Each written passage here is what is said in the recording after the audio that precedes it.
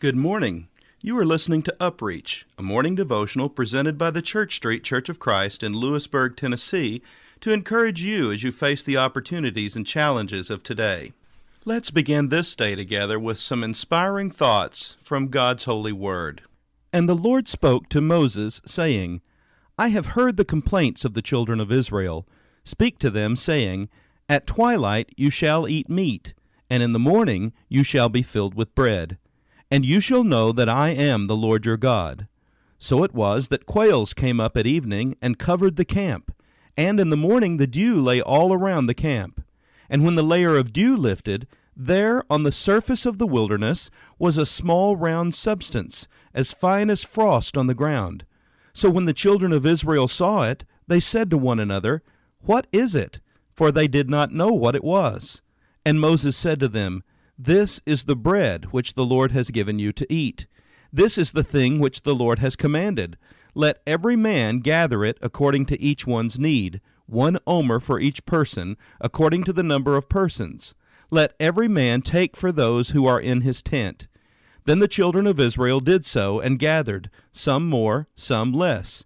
So when they measured it by omers, he who had gathered much had nothing left over, and he who gathered little had no lack. Every man had gathered according to each one's need. And Moses said, Let no one leave any of it till morning. Notwithstanding, they did not heed Moses, but some of them left part of it until morning, and it bred worms and stank.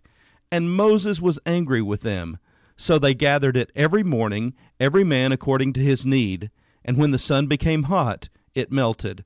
Exodus chapter 16, verses 11 through 21. Do you ever experience God doing something really good in your life, only to find that you abuse the blessing He gives? Such is the case of the Israelites in this text, as they are traveling through the desert on their way to the Promised Land. God is providing for them in miraculous ways. Manna is provided each day as their bread. God gives Moses specific instructions as to how this manna is to be eaten. God says each one is to gather only what he needs for that day. No one is to keep it until the next morning.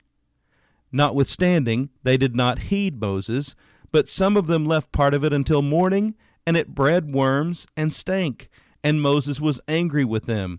Exodus chapter 16, verse 20. God is teaching the Israelites daily trust in His provision for them. He wants them to trust Him one day at a time. If they try to hoard, God puts a self-destruct feature in the manna.